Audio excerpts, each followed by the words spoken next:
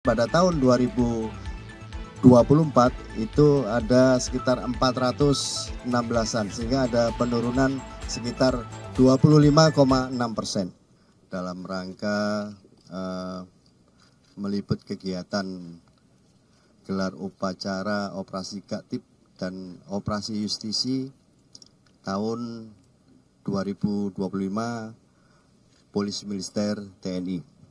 Jadi perlu saya sampaikan pada rekan-rekan bahwa kegiatan tadi yang sebagai IRUP adalah Bapak Panglima TNI diikuti oleh 1.818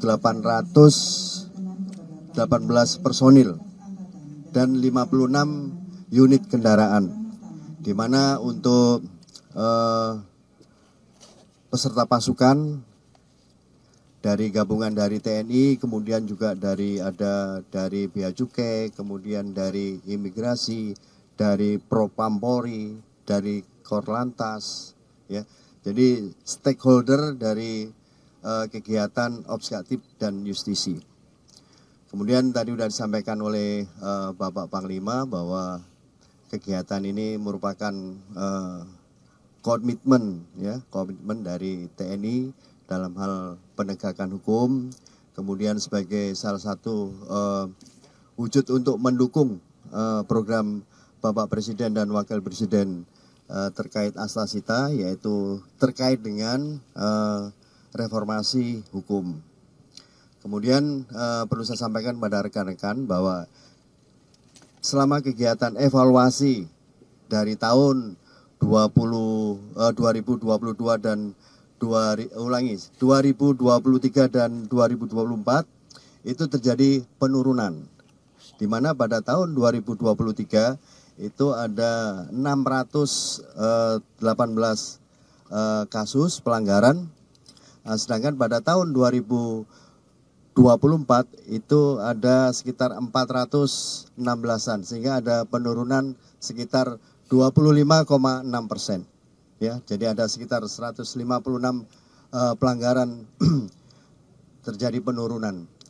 Dihadapkan dengan ini, dengan adanya evaluasi tadi bahwa kegiatan ini akan selama tahun 2025 akan dilakukan secara masif, ya, di mana kegiatannya akan dilakukan secara terpadu, ya, jadi bisa mandiri dan juga bisa terpadu. Terpadu dalam hal ini dilaksanakan secara gabungan, ya, TNI dengan kepolisian, kemudian dari Bea Cukai ataupun dari imigrasi atau dari kejaksaan, ya. Kemudian untuk selanjutnya bahwa kami mohon doa restunya bahwa kegiatan ini dapat berjalan dengan aman dan lancar. Mungkin itu saja yang satu lagi. Jadi kegiatan ini dilaksanakan secara serentak, ya. Jadi secara serentak di seluruh kotama di Indonesia. Jadi waktunya bersamaan. Jadi tadi secara serentak dilaksanakan di seluruh kotama di Indonesia. Itu. Demikian yang perlu saya sampaikan. Mungkin ada yang mau ditanyakan. Pak Walda dari Antara mau bertanya untuk Gaktib Justisi tahun ini, Pak. Apakah ada tema khususnya atau sasaran utama penindakannya nih yang difokuskan di tahun 2025 seperti apa, Pak? Itu pertama.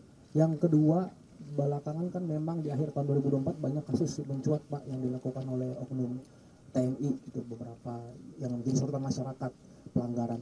Nah, ini di tahun 2025 ini apakah ada metode baru yang ditawarkan oleh Puspon supaya tidak terjadi hal-hal yang demikian seperti tahun 2024 kemarin, Pak? Apakah ada penindakan lebih tegas, penyusulan lebih tegas? Seperti apa, Pak? Terima kasih. Baik, terima kasih dari Antara, ya, Mas.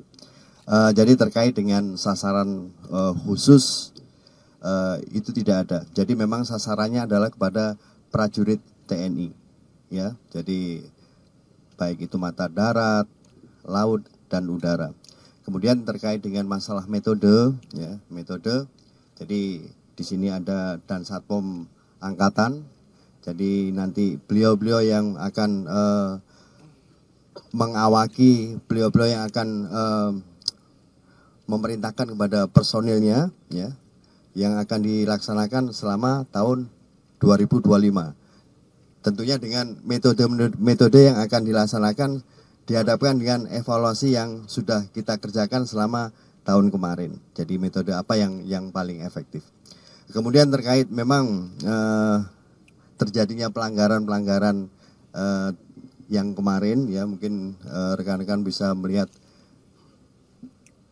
memang terjadi pelanggaran, tapi semuanya sudah kita tindak lanjuti, ya, dari POM Angkatan, dari Pomat, Pomal maupun POM AU. Jadi para tersangka sudah ditahan, kemudian dilakukan penyidikan, kemudian berkas juga sudah kita limpahkan kepada Otmil maupun Dilmil untuk proses persidangan di peradilan militer. Demikian. Ya. Apakah dalam operasi ini juga dilibatkan intelijen militer, Pak? Dan kemudian apakah intelijen militer itu sendiri juga berkoordinasi dengan intelijen terkait dengan operasi ini gitu, Pak? Terus yang kedua terkait dengan kasus yang di Babel, Pak, di Sertu Hendri itu yang disersi, seperti apa, Pak? Apakah sudah ada update terkait dengan operasi tersebut? Itu, Pak. Terima kasih, Pak. Baik, terima kasih dari Tribun. Jadi untuk kegiatan, jadi memang kan kita punya tim lead pumping, ya, jadi tim intel. Jadi tim intel yang mereka berada di lapangan untuk mengumpulkan data-data apakah memang ini terjadi tindak pidana atau pelanggaran yang dilakukan oleh anggota TNI. Nah, dari informasi tim intel inilah kita akan melaksanakan penindakan di lapangan. Kemudian untuk yang di Babel tetap kita tindak lanjuti, ya, tetap kita proses yang bersangkutan.